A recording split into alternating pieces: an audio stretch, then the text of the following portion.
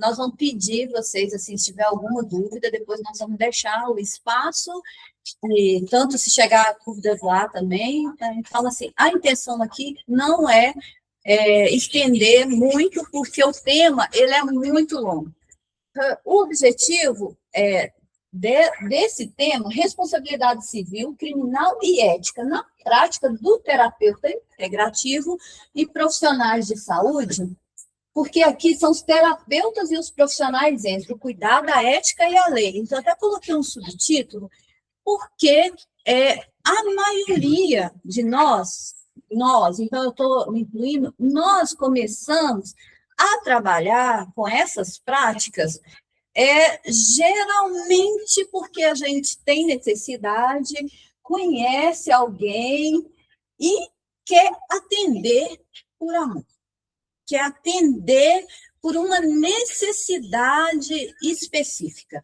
E tem aquela ilusão que dentro disso aqui, dentro dessa lei, não vai dar nada de errado. Não vai dar absolutamente, vai dar tudo certo, porque, afinal de contas, nós começamos a fazer esse atendimento muito por uma questão, talvez até mesmo, me fugiu a palavra aqui, mas que não é só o cuidado, não é só o amor, mas a sabedoria, lembrei, sabedoria que vem passando de geração em geração, então acha que agora está tudo certo, está tudo certinho. Então, aqui eu só coloquei um pouquinho aqui sobre mim, eu atuo aqui na região como advogada familiarista, já tem mais ou menos uns 20 anos, mediadora de conflito, cadastrada, bonitinho, treinada pelo Conselho Nacional de Justiça.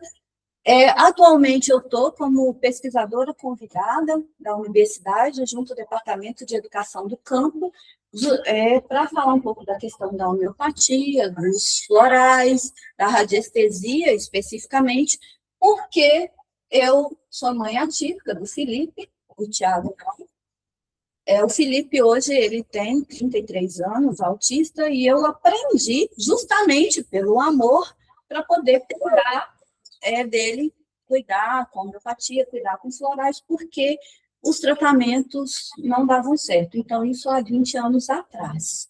Então, isso caminhou junto com o direito, não foi uma coisa separada. Então, no pessoal, eu fui aprendendo as práticas e fui trabalhando como advogada.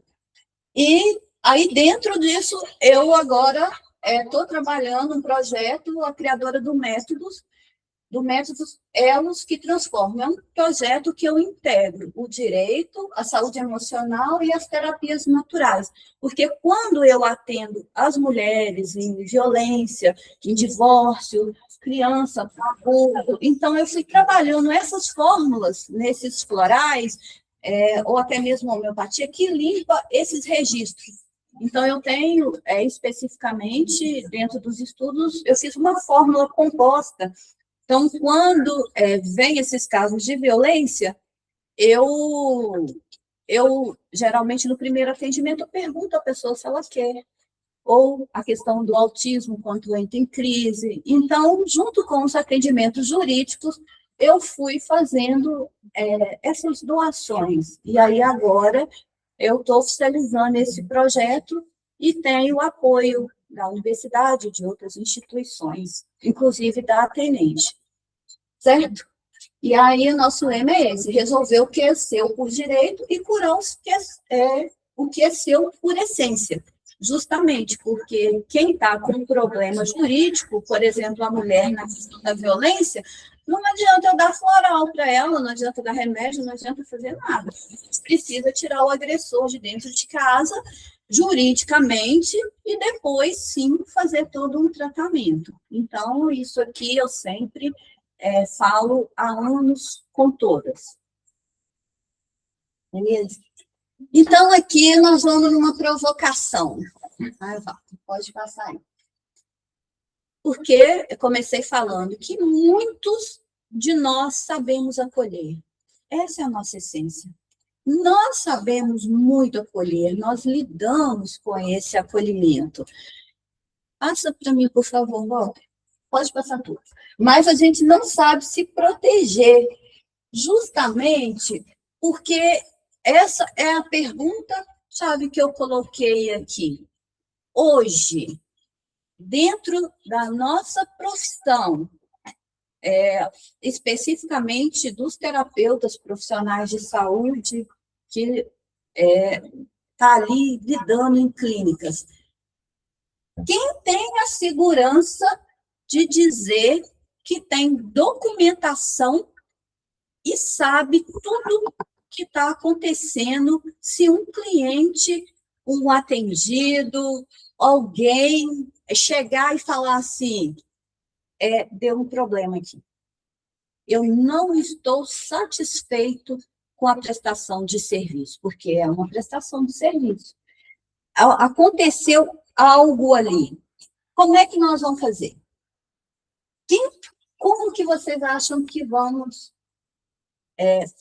fazer essa proteção? Como? Porque aqui, boas intenções não impedem do processo. Não tem jeito. Você chegar lá no judiciário e falar, eu tinha boa intenção, eu amava muito. Não sou. Sei. E com muito dinheiro.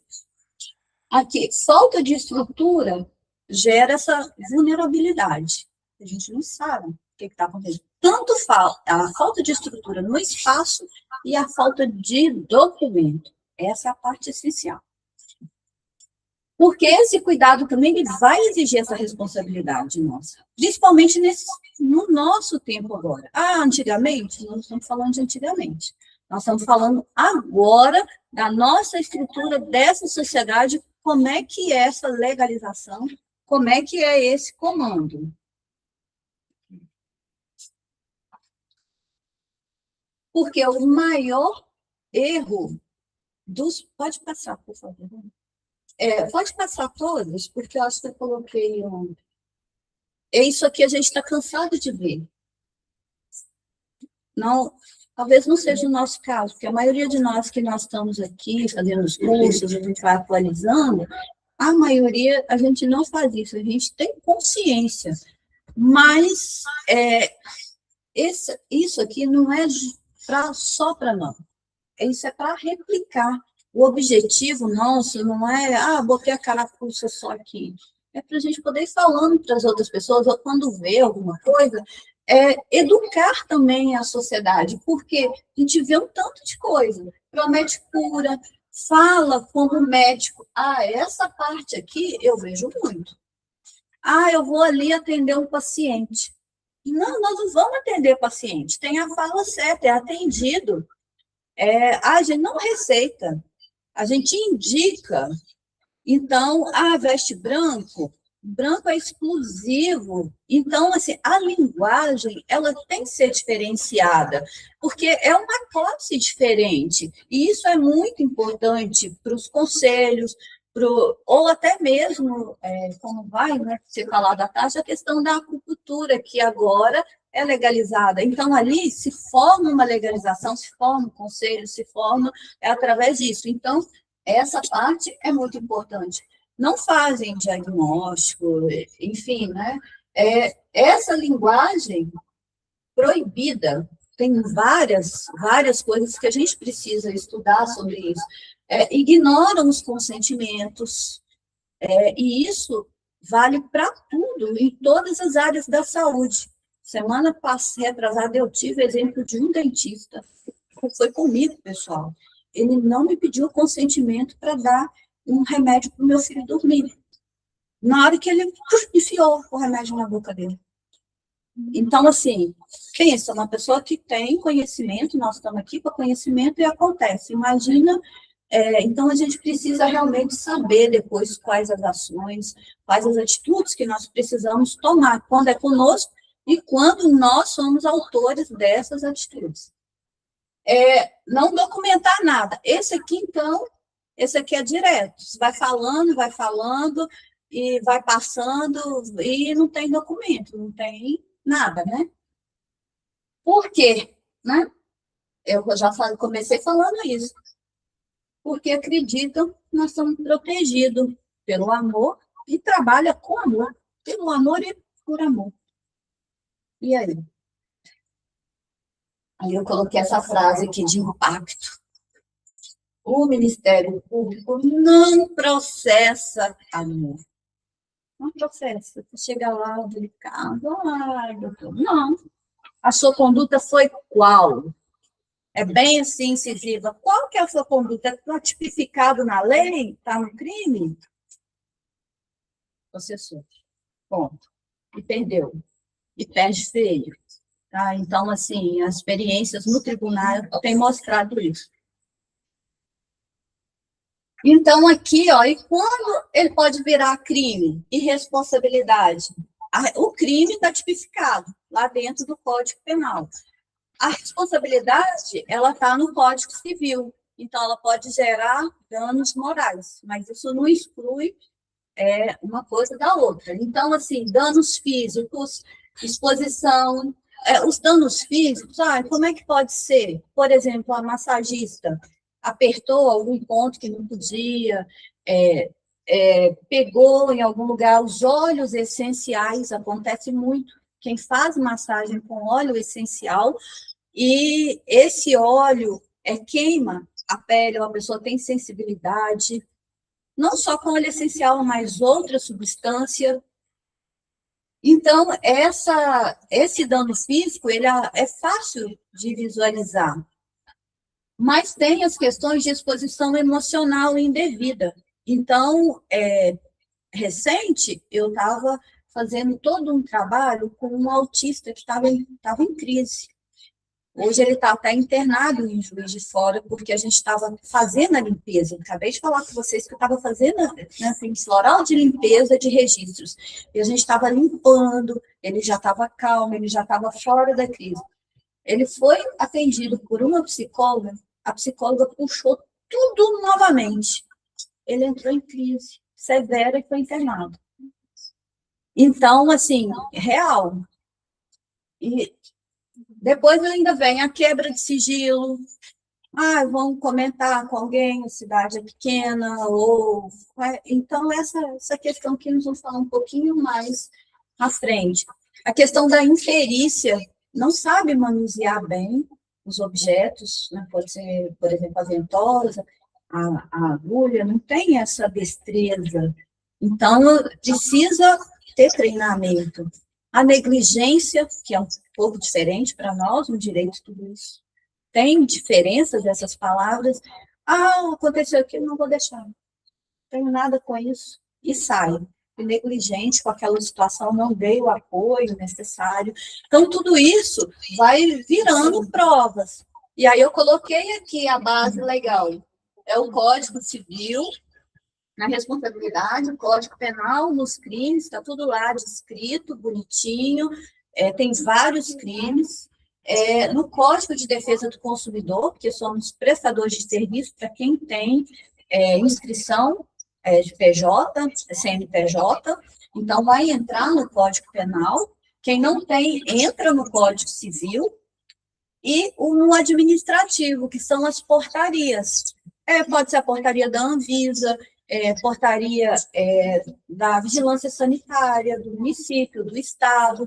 Então, no administrativo, tem também esses processos que podem ser abertos. E uma não exclui a outra. Então, por exemplo, teve uma lesão, a pessoa foi no criminal, condenado. Pode ser condenado na área civil e pode ser condenado na administrativa. São instâncias completamente diferentes. Corre 3 processos juntos. Não, um pouquinho mais alto. Um pouquinho mais alto? Tá. E aqui eu coloquei a reflexão, uma reflexão para nós, porque errar, todo mundo erra, não tem jeito, nós não somos perfeitos. Todo mundo vai errar em algum momento, faz parte da nossa natureza. A questão é errar sem a proteção jurídica, sem prova. Essa é a palavra-chave no judiciário. Tudo você precisa estar escrito, precisa da prova. Então, eu preciso de um documento.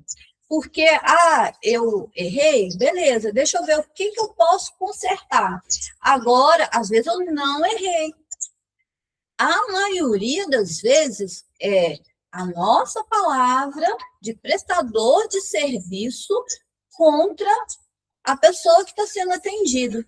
E aí, como que eu me defendo? Eu só defendo se eu tiver as provas. Se eu não tiver as provas, a palavra dela é que vale, porque ela vai entrar no judiciário como hipossuficiente, o que a gente fala. Então, assim, para vocês entenderem na nossa linguagem comum, seria, em um processo tem 100% de chance, 50% para cada parte, quem entra com ou sem prova, se a prova for forte, ele vai ter nesse processo, por exemplo, 70% de chance de ser positivo, favorável, independente se está certo, se está errado, dentro da nossa moral. O direito não trabalha com moral. Ele é amoral nesse sentido. Para ficar mais claro, vamos dar um exemplo da escravidão. A escravidão ela foi totalmente legal, absolutamente legal na sociedade. Era moral? Nunca foi. Então, continua esse parâmetro. Tem coisas que vão ser, aí a gente vê todos os dias, vão ser amoral para nós, mas dentro da lei está tudo certo. Claro? E aí, agora, nós vamos entrar nessa questão da armadilha da publicidade terapêutica. Porque esse marketing emocional sem responsabilidade jurídica, ela vira prova lá dentro do processo. Tudo que a gente fala na rede social e não tem provas concretas, ou promete, voltando um pouquinho lá atrás, estou prometendo a cura, estou prometendo isso, estou prometendo aquilo outro, eu tenho tanto de experiência, isso não é real, as redes sociais, elas são usadas como prova concreta. Então, o marketing, ele tem que ser feito com uma pessoa especialista dentro daquilo que a gente está falando, e falar a verdade, quem eu sou. Eu sou assim, sou assado, dentro do algoritmo. Então, assim, não dá para ir fazendo, porque tem a questão da lei de proteção de dados. Essa lei aqui que vai conduzir todas essas questões da ficha de anamnese, eu falei lá atrás, dos crimes, porque ela ali, né? Eu já até coloquei, ó, o cliente atendido, o paciente, ele entrega a sua história como um depósito sagrado. Ponto. Entreguei aquilo ali. Como é que eu vou expor tudo isso? Então, tem que proteger esse conteúdo e a pessoa. Se não proteger isso, essa quebra jurídica, ela vai junto. Isso aqui, ela quebra a gente, ela quebra o profissional, porque precisa ter essa ficha de anamnese, onde que ela vai ficar, vai ficar os dados na nuvens. Então, essa lei, ela não é só para empresa grande. A partir do momento que nós estamos trabalhando com pessoas e nós estamos trabalhando com sigilo, isso vale para tudo, para tudo. Então, precisa saber onde nós vamos guardar. Onde? Tá vendo? E aqui, ó, o que fazer do cuidado com o outro como profissão. Porque aí aqui nós estamos decidindo que nós vamos cuidar do outro. Paramos de cuidar só pelo amor, paramos de cuidar só dentro de casa, dos amigos ali, dos familiares, dos filhos. Então, aí agora, nós vamos ser profissionais. Então, precisa desses cuidados. E a gente precisa de ficha de atendimento completo, precisa do termo de consentimento, quase ninguém tem. Ninguém tem ficha de consentimento, praticamente. Precisa de contrato essencial porque é ali que vai ser estipulado como que eu estou trabalhando, o que vai estar resguardando. Precisa dessa organização de documentos, porque essa política mínima de privacidade, o que eu estou entregando para o outro, o que o outro tem de segurança como profissional e como que eu vou fazer essa privacidade. Onde eu vou guardar esses documentos? Não pode ter acesso justamente por causa da lei de segurança. E a história sagrada do outro, a intimidade sagrada. Certo? Então, aqui eu coloquei novamente para a gente pensar que a formalização ela não mata a sensibilidade, ela protege a missão. Ela vai trabalhar junto conosco, porque a primeira vez, ela, assim, é complexo organizar isso, você pensar, mas pensou uma vez, depois está mais protegido, talvez tenha que fazer uma atualização, ver as possibilidades, mas precisa conhecer essa base legal aqui da profissão, porque nós somos regidos por leis. Positivo.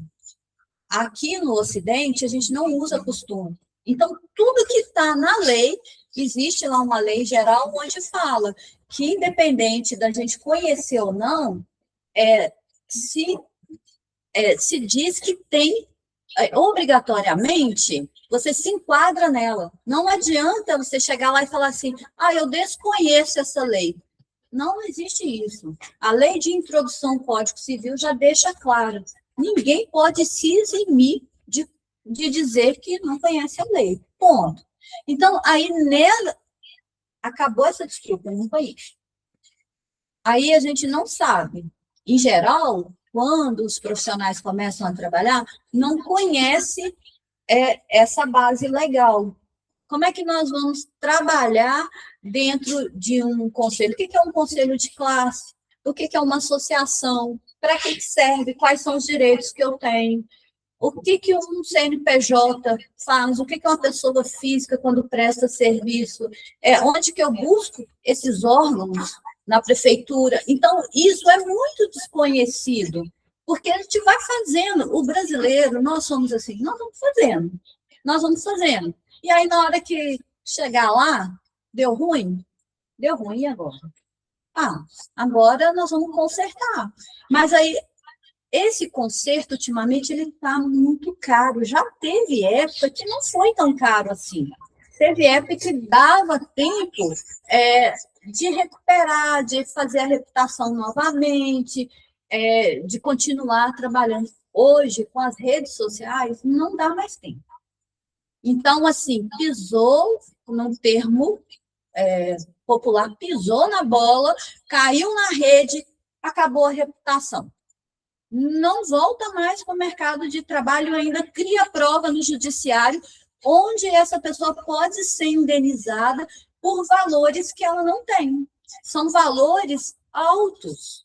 Então, eu tenho visto o pessoal pedir indenizações de 20 mil, 30 mil, às vezes 5 mil por uma cabeleireira. É pouco? Não é, gente. Onde uma cabeleireira do salão tira 5 mil e paga de indenização para o outro. Hoje, tirar 20 mil e falar assim, nossa, da minha renda aqui, eu vou tirar 20 mil para pagar a indenização. Quebrou o cidadão comum, o cidadão médio como nós. Então, trabalhar sem essa segurança e sem esse conhecimento dessa base legal da profissão, hoje não funciona, não dá mais. Aí, no ano passado, essa foi quase que uma encomenda, mais ou menos. Foi um curso, eu dei esse curso só online. A gente iria fazer ele presencial e a gente vai repetir, para poder aprofundar para os profissionais tudo isso que eu falei com vocês, porque não dá tempo de eu explicar quais são as leis, quais são os crimes, como que pode ser feito um contrato, um termo de consentimento. Então, essa parte No ano passado, eu fiz online pelo Meet, dá mais ou menos 4 horas. 4 horas não é cansativo, mas assim, foi um material bem didático para acabar o perigo, porque nós tivemos problemas reais. Como eu estou na diretoria, eu já estou nessa área há muito tempo, tanto na área do direito quanto das terapias, então eu venho acompanhando esse crescimento de casos. E a Alessandra também. Então, nós queremos dar esse suporte para os associados, no sentido de que, pelo menos, nós da Atenende, nós não vamos passar por esses perrengues, nós vamos fazer tudo certinho. Esse é o módulo 1, que é bem dentro da lei. Agora, o módulo 2 seria para explicar a questão do SUS, das PICs, que as professoras vão falar mais à tarde. Então, seria para entender como é que funciona todo o mecanismo dentro do sistema do SUS, mas dentro dessa parte da legislação, não dentro da parte prática de aplicação, como que funciona, talvez quais estados. Por aqui ainda não tem nenhuma regulamentação dentro do município, mas existe outros municípios no Brasil que já regulou a questão das práticas dentro do SUS, de terapeutas. Começou no Rio Grande do Sul. Eu pesquisei, tem uma cidade. Então, e aí, essa é uma dúvida muito comum. Eu, como terapeuta, posso participar? Ainda não. São profissionais de saúde em geral. Então, assim, qual tipo de organização? Então, a gente precisa conhecer essas bases legais de como que vai funcionar, de onde que eu posso atuar, como é que são essas atuações dentro da lei.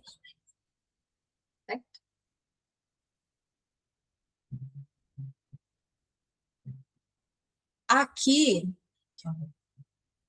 eu coloquei aqui uma frase para dar um encerramento, que cuidar da alma do outro também exige responsabilidade sobre as consequências do próprio cuidado.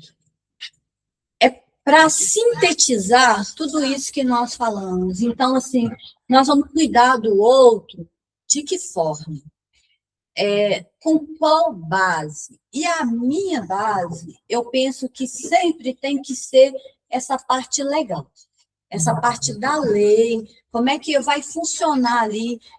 Então, a nossa base, ela começa no certo, no que está posto hoje. O que está posto amanhã, não sabemos, vai ter mudança.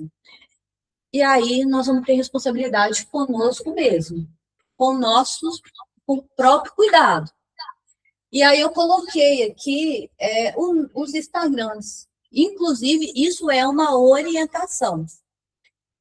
Tem um tanto de Instagrams? Sim, porque cada coisa tem que ser no seu devido lugar. Eu também não sabia, eu pensava que no pessoal você podia colocar tudo, não pode. Então, você tem que ter um pessoal, tem o da advocacia, não tem muitos posts lá ainda, essa organização para cumprir a lei, e tem o dos projetos, que também vai começar a movimentar. Então, essa já é uma dica legal do marketing. Então, se vocês forem fazer o marketing, já tem que fazer ele de forma separada, para, na questão de provas, entender o que é o profissional, o que é o legal, o que eu estou falando de pessoal, o que é a minha opinião e o que é realmente o profissional que está falando ali. Certo? Até aqui, encerrei, muito obrigada. Eu fiz o possível para não demorar, para não entrar nas questões chatas da lei, fiz assim, né? O pedido mesmo, e para deixar um espaço também para vocês fazerem algumas perguntas. E se tiver alguma pergunta aí também, do pessoal, pode fazer umas perguntas simples. Como é que é, a Fernanda? Fernanda, isso. Então, assim, o que eu entendi da Pix aí, só pode atuar quem já é profissional da saúde e tem também as terapias em prática. Então, as benzedeiras já podem. As benzedeiras têm autorização. Elas têm um protocolo que elas fizeram, né? Foi toda uma pesquisa. Exemplo, na prefeitura lá da minha cidade, eu sou ASB, auxiliar de consultório odontológico. Eu sou da saúde também. Eu poderia estar atuando também com as práticas, com a audioterapia, por exemplo? Eu preciso ver a portaria e o que a sua cidade fala. Isso é a Secretaria de Saúde que vai responder. Sim. Né? E aí, eu penso que as professoras, mais tarde, podem responder melhor essas questões, não é isso? É porque lá eles colocaram um curso básico para quem já está vendo tudo, quem é o preparador físico, né? Isso. Então, eles dão um cursinho muito superficial para eles estarem atuando lá na prefeitura.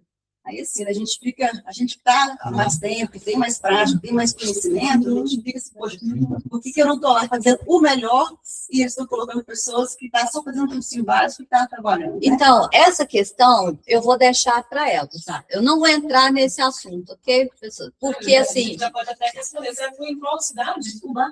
Em Ubá. Em Ubá eu não sei como está a questão da legislação. Mas aqui em Viçosa, a gente já tem a legislação que regulamenta as práticas integrativas, inclusive de autoria da venda.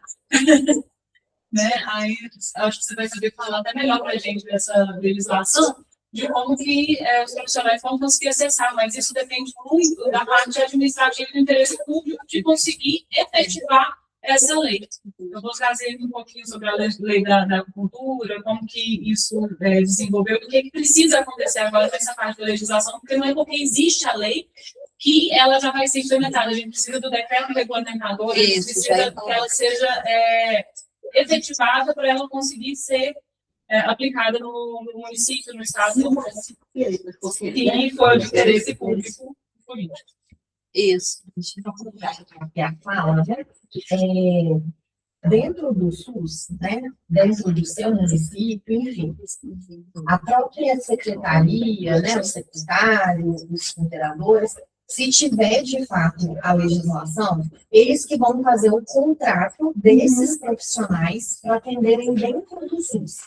E então vai ser de acordo com o edital que eles lançarem, se eles vão existir que tenham uma formação na área da saúde, não, né? Mas para você atuar de forma particular, vamos dizer assim, em consultórios, como autônomo, não necessariamente, mas dentro do SUS, provavelmente, eles vão fazer a contratação, né, lançar um edital, muito provável que para profissionais da área da saúde. Então, para você atuar enquanto terapeuta dentro do SUS, deve ser sendo contratada para isso, vai seguir a regulamentação do SUS lá do seu local, da sua cidade, né? Mas de forma autônoma e não necessária. É porque, complementando ali, né, só para ficar mais claro, a lei geral, ela é para profissionais de saúde. Como nós temos essa questão de aprendizado empírico, então, aí vai depender do edital. Ficou claro? Obrigada. Inclusive, já vou dar um spoiler. Existe um projeto de lei tramitando, acho que hoje ele está no Senado, que é o projeto Amigos das PICs, que os profissionais, os terapeutas, eles vão poder ser cadastrados no SUS para fazer atendimento por 4 horas semanais. Né? Aí vai ter os critérios para esse profissional poder receber esse selo, mas já está sendo providenciado. Nossa, são notícias boas. E aí vai entrar a questão das associações, dos conselhos, porque aí é importante a gente estar associado, faz tempo que eu sou associada de outras associações, e da Atenenge eu acho que já tem uns 4, não sei quantos anos, mas assim, é importante que já vá providenciando, com todo mundo que está aqui, quem não tiver na associação, é importante. Pode dizer. Daniela. Para abrir porta de atender particular, tendo uma formação de terapias integrativas dentro de uma comunidade, igual que o Monopá, é legal isso? para atender de particular. Sim, Em uma sala de atendimento. sim, só que aí não tem. Aí é o que eu estou falando, a questão do administrativo. Tudo a gente precisa seguir um rito. E é rito mesmo. A lei exige rito. Então, aí aqui, você é de qual cidade? De Muriaé. Lá em Muriaé, você vai ter que ter alvará de funcionamento, vai ter que ter uma inscrição na prefeitura, talvez recolher ISSQN. Porque aqui em Foz é assim, então a gente tem a inscrição, recolhe o imposto, tem o alvará de funcionamento, para você poder fazer o atendimento Isso precisa bonitinho. ser pessoa jurídica ou pode ser pessoa física? Pode ser pessoa física, aceita pessoa física, sem problema. Alguém? Eu só lhe complementar, esse já acabou falando, né, que é importante a gente ver as regulamentações, né, Uhum. da vigilância sanitária, Isso. para fazer essa abertura aí, né, se atender dessa forma, né? Não tem impedimento desde que você siga, né, as recomendações da vigilância, tem o alvará, tem o cadastro. E aí a gente precisa ver, por exemplo, para aquela determinada prática interruptiva, né, qual que é a formação, por exemplo, que o Ministério da Saúde tem recomendado em relação a isso, né? Se tem alguns conselhos de classe também dentro, né, da instituição, mesmo que você não seja, e aí a gente vê que no caso falar ou não falar da cultura, necessariamente precisa ser profissional da saúde, né? Mas desde que você siga as recomendações de vigilância, né, sempre certinho, no alvará sanitário, liberar de bombeiro, Então, aí, dentro aí, começou a atender, gente? Beleza, a parte legal. E a parte da proteção? Então, essa parte da manhã foi muito sobre isso, essa proteção pessoal. Porque essa proteção aqui da Pix, ela está um pouco mais externa. Então, aí agora pela manhã e depois, quando a gente for fazer o curso sobre os crimes, as possibilidades, você ser acusado da medicina ilegal, de ser curandeiro, de ter machucado alguém, de ter feito e se enquadrar nos vários crimes, como é que vai ser esse atendimento? Por exemplo, quem é um terapeuta homem corre o risco de ter a questão sexual ali envolvida. Como é que eu saio dessas situações que podem não ser verdadeiras? Eu preciso de uma câmera de segurança? Eu posso gravar? Quais são as questões de segurança pessoal da minha profissão? Depois que abri bonitinho, fui lá, tenho agora um atendimento pessoal. Como é que eu me protejo para eu não ter, e estar dentro da lei, eu fazer o acolhimento com amor, mas eu não ter que me enquadrar depois, para ninguém sofrer sanções civis, criminais, administrativas. Esse é o objetivo desse primeiro módulo. O segundo, sobre a Pix, eu ainda não tenho essa certeza como que vai ser estruturado, mas essa é a parte principal que nós queremos que os associados tenham consciência da importância dessa parte legal, de o que nós estamos propondo. Beleza? A Noêmia quer fazer uma pergunta. Quero perguntar, porque antigamente as pessoas, por exemplo, a criança estava enjoadinha, chorando à toa, e a gente levava para rezar, para benzer. Uhum. Aí benzia, espinhela caída, vento virado, cortava podreiro, essas coisas assim. Uhum. E como é que fica para a gente fazer isso hoje em dia? Porque antigamente podia fazer, né, assim, era normal, era comum. E hoje a gente quase não vê. Mas é uma coisa assim que eu gosto muito. Aí eu queria saber se juridicamente pode fazer. Assim. Pode, e é uma profissão, né, eu gosto e de vez em quando procuro alguém para me benzer e realmente está difícil. Está difícil. Aí, vamos fazer filha, né, benzer a gente. Eu sou benzedeira. Só um minutinho que eu vou responder ela. Então, assim, as benzedeiras, elas estão com, a gente está chamando de protocolo pronto. Inclusive, elas podem entrar em hospitais para fazer isso. Agora, dentro da sua casa, você tem essa prática, pode continuar normal, assim, está lá na sua sala, dentro do seu ambiente pessoal, pode continuar normalmente.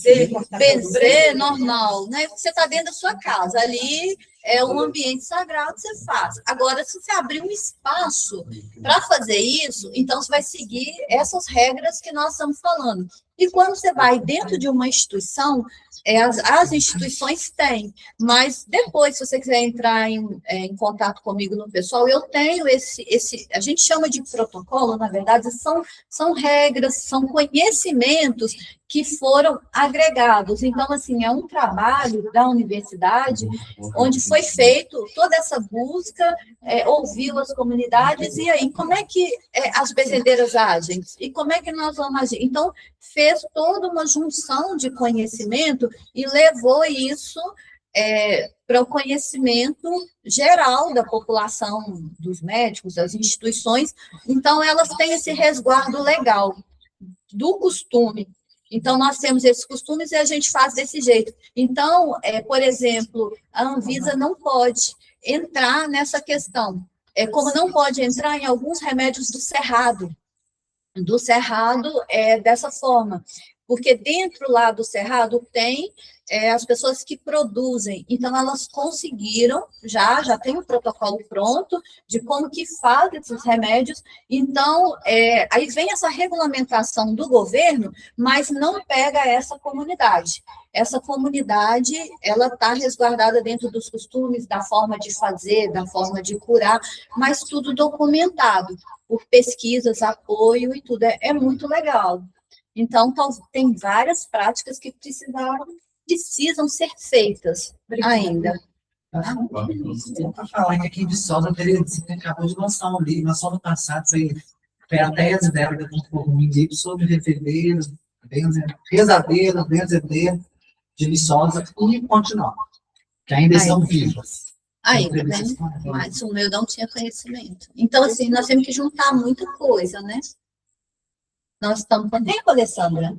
Mais uma pergunta? Mas como que é? Márcia. Eu faço produção de extratos e algumas partes informativas, mas eu tenho a licença da Anvisa da produção de cosméticos naturais. Uhum. Essa introdução do terapeuta, eu introduzo, acrescento, ou ele tem alguma regra que necessita? Porque é de dentro para fora, né? São específicas. Então, eu sempre costumo dar o exemplo para todo mundo. O direito, ele é igual uma margarida, né? Vocês já viram que a margarida, as folhinhas não se encontram? Então, o miolo é o mesmo. Mas cada ramo, cada ação é uma pétala. Então, isso funciona para tudo. Então, porque para a produção dos cosméticos, você vai ter as regras sanitárias básicas específicas. Agora, para o seu atendimento e para as condutas profissionais, existem outras regras, e até para abertura de espaço. Então, precisa depois só juntar, pode ser no mesmo espaço, talvez, mas o espaço para produção, ela precisa seguir ali aquelas normas. Eu tenho os dois montados separadamente. Então, É tá só tranquilo. a dúvida da produção do extrato, da comercialização. Mas dentro do meu atendimento, eu não vendo os extratos. Eu monto uma outra loja. Mas eu faço indicação, eu não posso comercializar os extratos que eu vendo, certo? Certo, porque aí são regras específicas. Né? São regras específicas da profissão. Por exemplo, o psicólogo, ele também não pode comercializar. Eu estou dando um exemplo dos florais. Ele não pode chegar, fazer o atendimento e falar assim, não, aqui, eu estou te dando um floral, comercializando. Pode até falar, não, eu conheço alguém, você quer? É o conselho deles que determina essa prática. E os extratos e as homeopatias, elas são diferentes da Anvisa, porque eu tenho a Anvisa de produção de perfumaria. Aí eles são específicos anticoncepcionais, né? Não, é diferente. Na Anvisa tem a farmacopeia da homeopatia, tem a farmacopeia lá do... Eu não olhei das outras, porque eu sempre vou na homeopatia. E existem homeopatias específicas que só médicos podem. Então, tem a de livre manipulação, os terapeutas não temos acesso, mas tem uma lista específica que só médicos podem prescrever. E aí é receita, prescrição. Nós, terapeutas, indicamos. Então, nós indicamos, então eles podem escrever, indicamos a homeopatia tal, entendeu? Com palavras específicas da nossa atuação. Por isso que é importante conhecer. Alguém que sabia que tinha essa diferença das homeopatias? Eu tomei esse ano, eu fui uma terapeuta, aí ela me indicou um floral quântico. Ela falou assim, esse só vende na farmácia porque é médico que faz, para trauma. Assim, é disso que você está falando? É porque cada profissional vai trabalhar ali. Os florais, eles não estão regulamentados.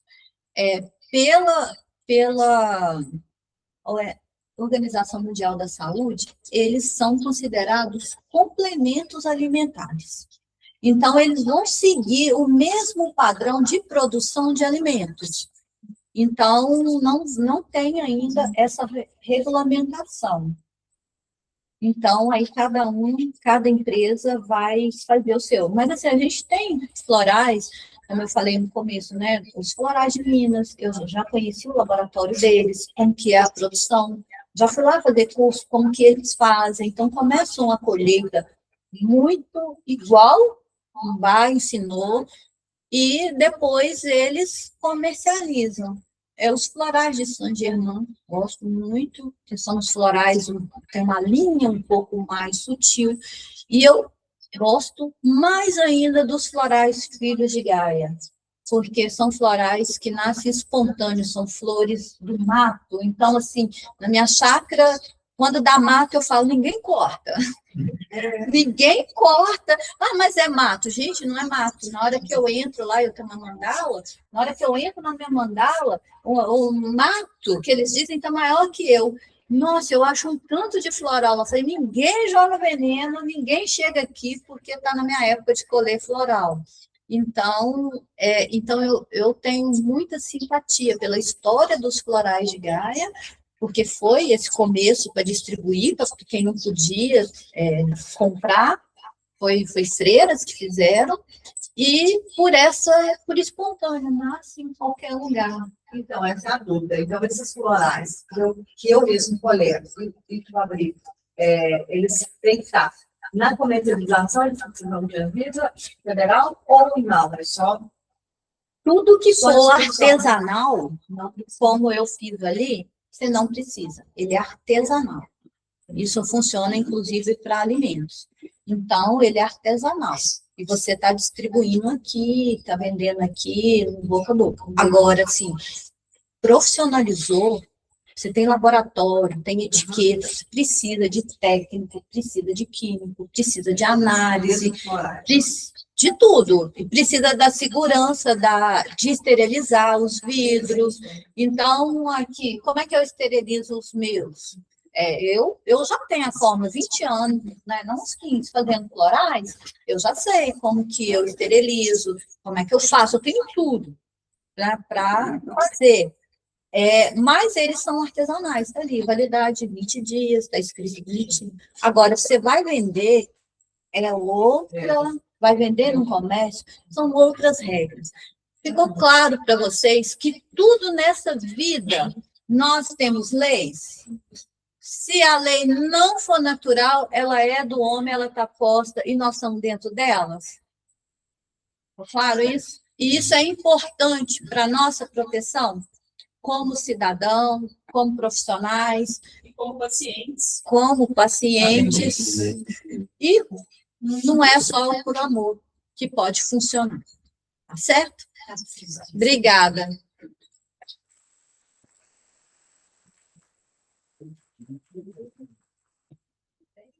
Gente, enquanto então faz a transição da palestra do